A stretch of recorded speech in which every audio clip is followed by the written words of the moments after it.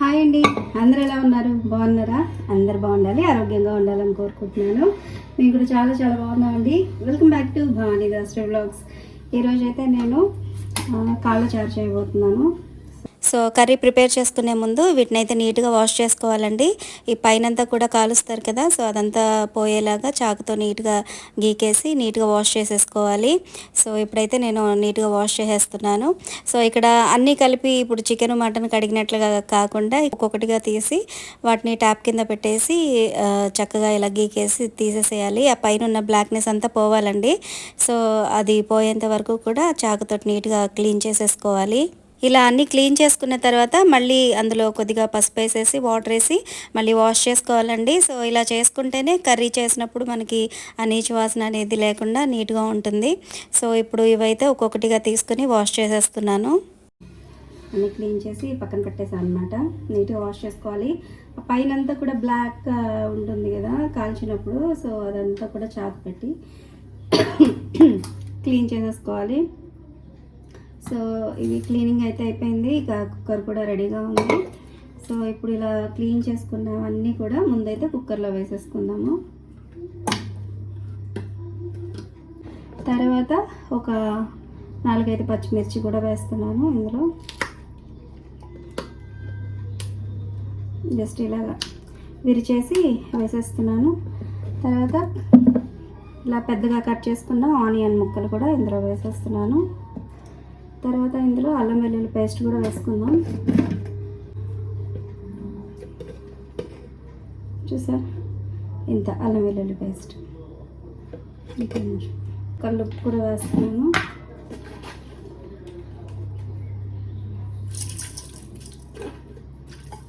తర్వాత ఇట్లా సరిపోలేదు అని అనుకుంటే ఇంకొంచెం యాడ్ చేసుకోవచ్చు. తర్వాత ఇందులో కొద్దిగా పసుపు, ఒక 1/2 టేబుల్ స్పూను పసుపు కూడా వేస్తున్నాను. తర్వాత కొంచెం ఆయిల్ కూడా వేసేస్తున్నాను ఫస్టే.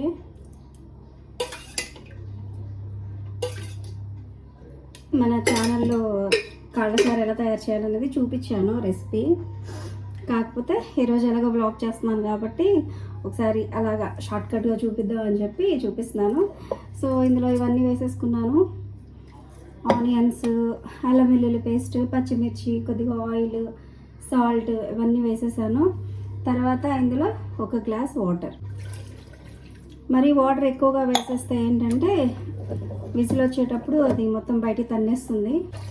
ఇప్పుడు ఇదంతా బాగా కలుపుకొని మూత పెట్టేస్తుంది. మూత పెట్టేసి కనీసం ఒక 6-7 విజిల్స్ అయితే రావాలి. సో ఇప్పుడు ఇది స్టవ్ మీద పెట్టేస్తాను.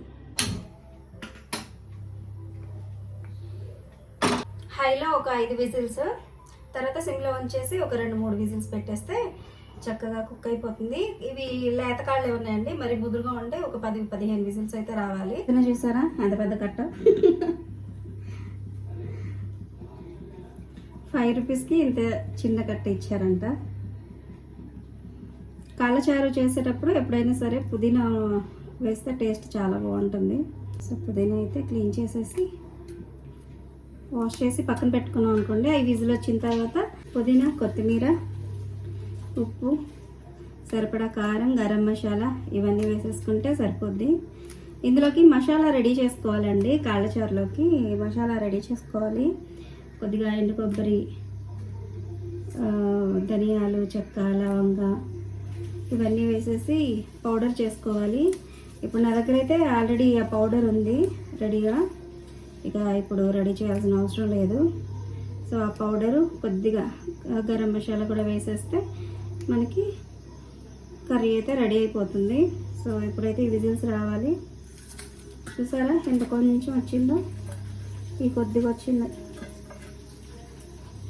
ఇప్పుడు కొంచెమే కాబట్టి కర్రీ కూడా సరిపోతుంది. ఇదైతే వేర్లు తీసేసి ఫ్రిడ్జ్లో పెట్టుకుంటే చాలా రోజులు నీట్గా ఉంటాయి, అంటే ఫ్రెష్గా ఉంటాయి.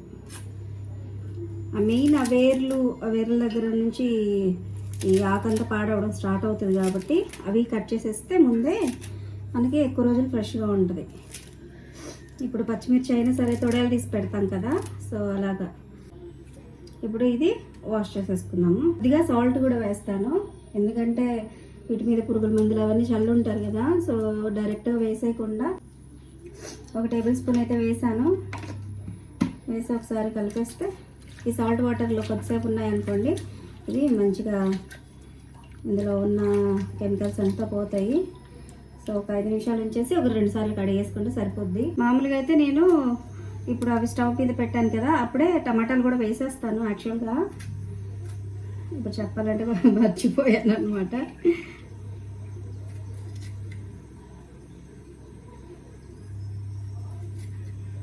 ఇది విజిల్ వచ్చిన తర్వాత ఈ టమాటాలు అలాగే ఉప్పు కారం అన్నీ వేసేసుకుంటే సరిపోతుంది. యాక్చువల్గా టమాటా వేసుకోకపోయినా పర్వాలేదండి. కాళ్ళచారు ఎప్పుడు కూడా చారులాగా చేసుకుంటేనే బాగుంటుంది. అంటే ఒక్కొక్క ఏరియాలో ఒక్కొక్కలాగా చేసుకుంటారు, కాకపోతే ఇది చారులాగా చేసుకుంటేనే బాగుంటుంది అనమాట. జలుబు చేసినప్పుడు, ఎప్పుడన్నా నీరసంగా ఉన్నా అలాంటి టైంలో ఇది సూప్ లాగా తీసుకుంటే మనకి చాలా తొందరగా రిలీఫ్ వస్తుంది. ప్లస్ నోటికి కూడా టేస్ట్ బాగుంటుంది. బాగలేకుండా ఉన్నప్పుడు ఏదన్నా కొంచెం స్పైసీగా తినాలి తాగాలి అనిపిస్తుంది కదా, సో అలాంటి టైంలో ఇలాంటివి రెడీ చేసుకుంటే బాగుంటుంది అన్నమాట.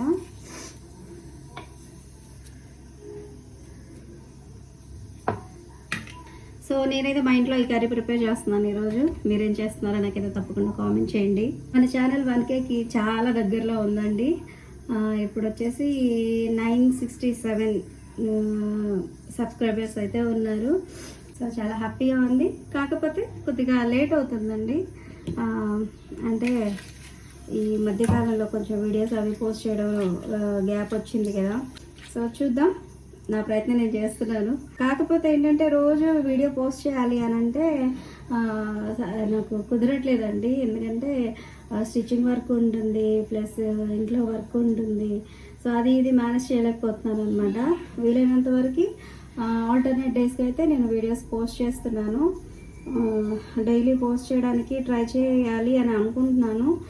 కుదిరితే డెఫినెట్గా ట్రై చేస్తాను. అసలు యాక్చువల్గా మనది బ్లాగ్స్ ఛానల్ కాబట్టి ఇంకా అన్నీ కూడా ఇంక్లూడ్ చేసి పెట్టేద్దామని అనుకుంటున్నాను. So hope for the best. Rice అయితే ముందే కడిగి పెట్టేశాను. సో కొద్దిగా రైస్ అయితే ముందే పెట్టేశాను. అంటే రైస్ ఎంత నానితే అంత మంచిది అని చెప్పి అంటారు కదా, సో అందుకని నేను ఆల్రెడీ ఇది కడిగి పెట్టి కూడా ఒక విజిల్ అయితే వచ్చింది. ఇది కడిగి పెట్టి దగ్గర ఒక 1 అవర్ అయితే అవుతుందండి. సో ఇప్పుడు ఇది స్టవ్ మీద పెట్టేస్తాను. మార్నింగ్ బ్రేక్ఫాస్ట్ మీరేం చేశారండి? 3 విజిల్స్ వచ్చాయి. నేనైతే సేమియా ఉప్మా చేశాను, ఇంకొంచెం మిగిలింది. ఇవి ఎప్పుడైనా సరే వాష్ చేసేటప్పుడు నీళ్ళు వంపకూడదండి. ఆకుకూరలకి ఎప్పుడైనా సరే ఆకుని తీసి వేరే ప్లేట్లోనో లేదంటే చేతిలో ఇలా తీసేసుకొని నీళ్ళు వంపేయాలి. మనం ఆకుకూర అందులోనే ఉంచేసి గిన్నె వంపామనుకోండి, ఇసుకంతా అలాగే ఉండిపోద్ది. 2 సార్లు వాష్ చేసుకున్నాను. 5 విజిల్స్ వచ్చాయి. ఇప్పుడు సిమ్లో పెట్టేస్తాను. ఇప్పుడు ఒక 3 విజిల్స్ వచ్చేస్తే సరిపోతుంది.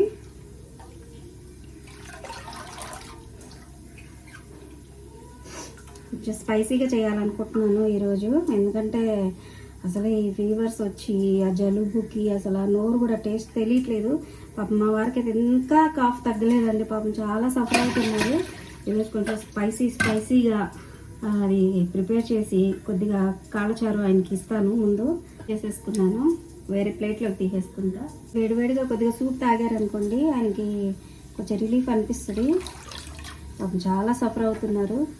అసలే చేసేది మార్కెటింగ్ జాబు, మాట్లాడుతూనే ఉండాలి కదా వాళ్ళు, మార్కెటింగ్ అంటే. సో పాపం చాలా సఫర్ అవుతున్నారు. నేను వీడియోలో చెప్పాను కదా కరివేపాకు, ఇదిగోండి ఇలా స్టోర్ చేసి పెట్టేసుకున్నాను. 1 మంత్ అయినా కూడా అలాగే ఉంటుందండి, ఫ్రెష్గా ఉంటుంది. సో ఇలాగా స్టోర్ చేసేసుకొని ఫ్రిడ్జ్లో పెట్టుకున్నామంటే చక్కగా ఉంటుంది. ఇక్కడ సిమ్లో పెట్టేశాను స్టవ్. ఇక్కడ అన్నం పెట్టేశాను, అన్నం ఉడుకుతుంది.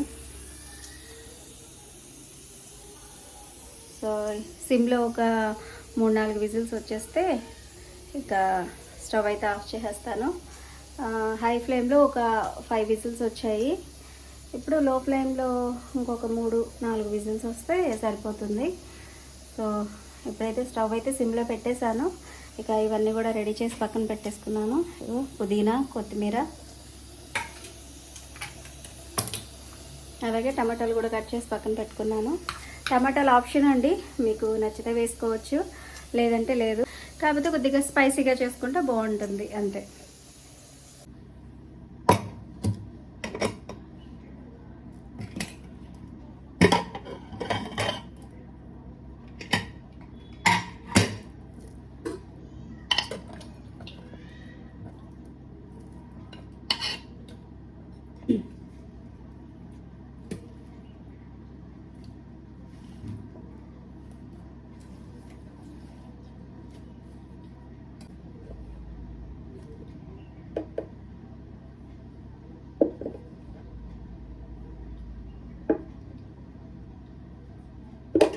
ఎండు కొబ్బరి, ధనియాలు, జీలకర్ర ఇవన్నీ పౌడర్ వేసాను కదా, సో పౌడర్ అనమాట.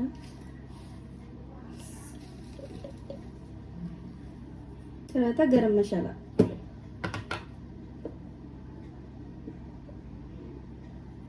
ఒక 1.5 టేబుల్ స్పూన్ అయితే వేస్తున్నాను. వాటర్,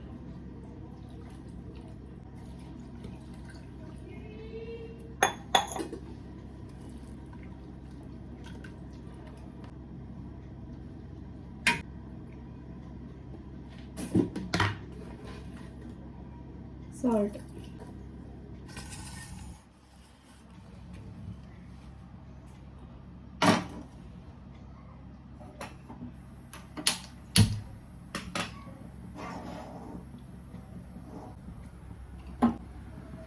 హై ఫ్లేమ్లో ఉంది స్టవ్. ఇప్పుడు ఒక 10 నుంచి 15 నిమిషాలు, ముందు 5 నిమిషాలు హై ఫ్లేమ్లో, 10 నిమిషాలు సిమ్లో ఉంచేస్తే కర్రీ అయితే రెడీ అయిపోతుంది.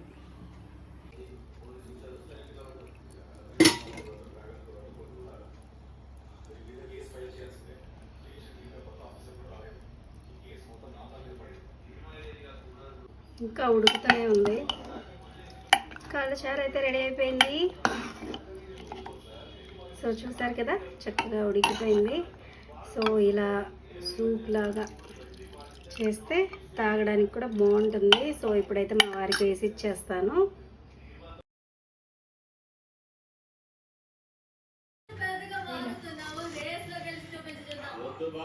ఎలా ఉంది?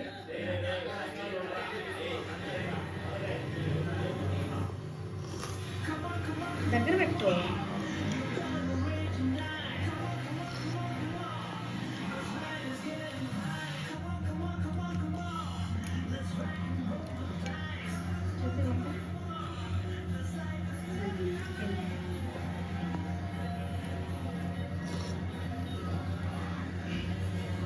బాగుందా?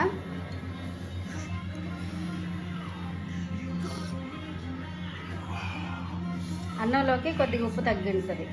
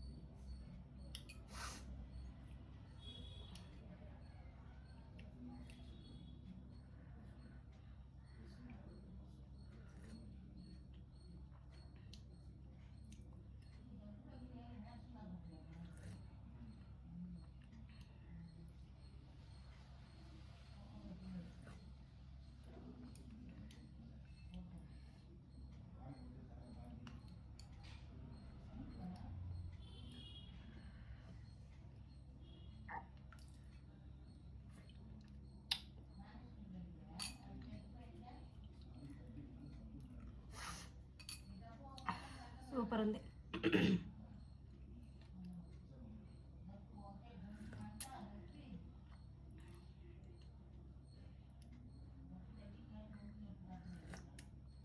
విటమిన్ టాబ్లెట్ ఇటు కట్ చేయొచ్చుగా.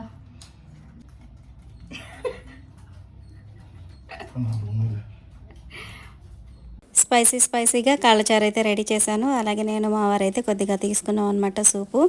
సో చాలా టేస్టీగా స్పైసీగా చాలా బాగుంది అసలు. అంటే ఈ ఫీవర్ కోల్డ్ కాఫ్ తోటి నోరంతా చప్పగా ఉంది కదా, సో ఇది కొద్దిగా స్పైసీగా తీసుకుంటే అసలు చాలా రిలీఫ్గా అనిపించింది అనమాట. సో ఇక పని అంతా అయిపోయింది. ఇక ఈవినింగ్ వచ్చేసి ఇక ఇవి అంట్లన్నీ కూడా నీట్గా క్లీన్ చేసేసి పక్కన పెట్టేస్తున్నాను. సో నైట్ క్లీన్ చేసి పెట్టేసుకుంటే అసలు మార్నింగ్ కల్లా ప్రశాంతంగా ఉంటుందండి. సో ఇప్పుడైతే నేను ఇవన్నీ కూడా నీట్గా క్లీన్ చేసేసి పక్కన పెట్టేస్తున్నాను. సో ఇది వచ్చేసి నెక్స్ట్ డే మార్నింగ్ అనమాట. ఇక ఎర్లీ మార్నింగ్ వర్క్ అయితే స్టార్ట్ అయిపోయింది. నైట్ గిన్నెలన్నీ తోమేసి పక్కన పెట్టేశాను కదా, సో ఇక ఇవన్నీ కూడా సర్దేస్తే ఇక బ్రేక్ఫాస్ట్ అవన్నీ కూడా రెడీ చేయాలి. సో ఈరోజు అయితే నేను ఓట్స్ దోశ అయితే ప్రిపేర్ చేశానండి. సో దానికి సంబంధించిన ప్రిపరేషన్ అంతా కూడా నేను నెక్స్ట్ వ్లాగ్లో అయితే చూపిస్తాను. సో ఇప్పుడు ఈ అంట్లన్నీ కూడా నీట్గా సర్దేస్తున్నాను. సో నెక్స్ట్ వ్లాగ్లో నేను ఇన్స్టెంట్గా ఓట్స్తో దోశ ఎలా చేసుకోవాలో మీ అందరితో షేర్ చేసుకుంటాను. సో ఇదండి ఈరోజు వ్లాగ్. ఐ హోప్ మీకు నచ్చిందని అనుకుంటున్నాను. సో మీకు నచ్చినట్లయితే తప్పకుండా ఛానల్ని లైక్ చేయండి, షేర్ చేయండి, కామెంట్ చేయండి, అలాగే సబ్స్క్రైబ్ చేసుకోవడం అస్సలు మర్చిపోవద్దు. మరొక మంచి వ్లాగ్తో మళ్ళీ కలుద్దాం. Thanks for watching.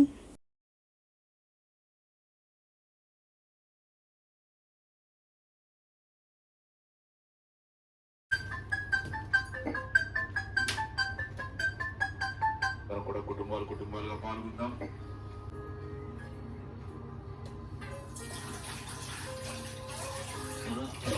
జయ గారు